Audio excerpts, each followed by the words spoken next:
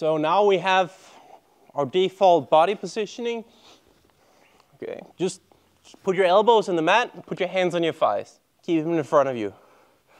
If he moves from distance, you just keep squaring up with him. When he comes close, we just fight to get our feet on the inside of his forearms to neutralize his grips here. Okay, if he can deny the inside position here, now when he moves around, it's hard for me to follow him, okay? Sometimes we're dealing with someone who's just super good at stopping the feet. So I'm playing from here, Christopher finds my angles, he pushes him down and he starts to make an angle on me here. Okay, a lot of the time people will look to come around with a lead leg here and just drop down to knee and belly here. This pass you can secure pretty quickly from once you get an angle and get around the legs, you can drop down and you can start to pin your partner pretty quickly. So what we're looking to do here is, because our feet is out of action, we're going to use the nearest hand to frame on the shin so we can lift our hips and square back up. The advantage of this is it's pretty simple. I'm not looking to push him away, I'm just blocking him and I'm putting my hips back into position. Another cool thing about this is because his foot is so close that once I square up, I can make a connection to his leg pretty easily because he's stepped so close to my hips, okay? In the beginning, his hips could be far away and his hands come in here. And from here, if I reach too much, I'm in danger. But when he tries to close the distance, if I can square it back up, I have a pretty good shot at connecting to the legs. It's important that we don't overcomplicate it and throw our posture away. So we stay tight here. Christopher stops my angles. He makes an angle on me here. Look, I just put my my hand on his shin with my elbow on the mat, and I just lift my hips up and I make sure that we're squared back up. A common mistake here is that you lift too much and now you're just giving an angle on the other side. So as he comes around, I block. My other elbow stays in place because remember, if I take this hand away, he just collapses my legs and I'm screwed. From here, he tries to collapse the legs. It's not going to happen. I square it back up and I'm right back in the game and I can look to connect to the leg, which we're going to look at a little bit later. Okay, sometimes people will get a stronger angle on us and maybe they'll even try to be more focused on grabbing our head and dropping down chest to chest, okay? So sometimes here, right, Christopher knows that if he gets too close, maybe I just push on his shin. So as he defeats my frames here, my feet, he gets a good angle. He's just gonna keep walking to get an even better angle. And from here, look to drop down chest to chest. Instead of taking the short way around, Christopher's gonna keep moving away here and keep checking my feet here. Now from here, you can see his shin is far away. If I can push on this, I can square it back up, but sometimes it's difficult. So what I'm going to do instead is I'm going to monitor this arm here. I'm going to take my hand here like a V grip, and I'm going to put it inside his bicep. So when he leans in, I just check here. When he tries to grab my head with his hand, it's not going to happen. Now I can start to use this other leg. So I keep my hand on my thigh here. Maybe he checks my foot. Maybe he's just on the inside. Look here. I'm going to look to swim this leg over and just put it somewhere on his arm here, preferably close to the shoulder. Now from here, Christopher can keep trying to make an angle. I just lift and I'm back.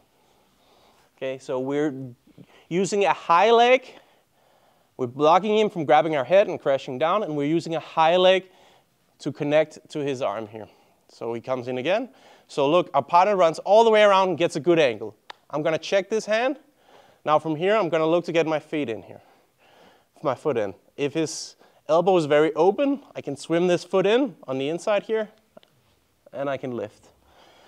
If his elbow is very tight, it's difficult to go on the inside, so I try to go in, and then I go all the way around. Lift and square back up. What makes this difficult is if you don't support your leg with your hand. So if I go here, without the frames, first and foremost, Christopher will just collapse my legs. Yeah, he can just, boom. No need to have any effort here.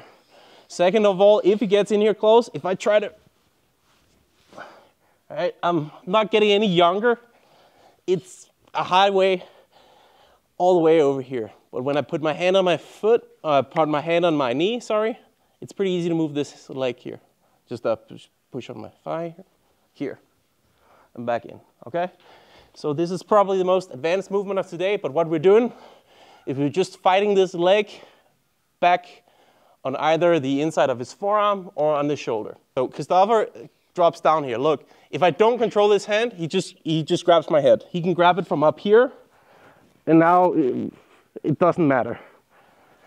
When I can put my head on the mat, I can move myself away. Now this hand here, he can stay tight with this, but I can look to fight either over the top, keep staying tight here, over the top or inside.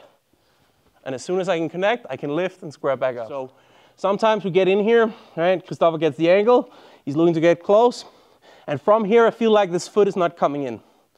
Don't worry about it. From here, just stay curled up. Keep your head off the mat and just check this arm here. If Christopher does nothing, right? He just stays here and camps, I can push off with my hand and square back up. Okay, he has to move, he has to pursue the angle. Christopher's not pursuing.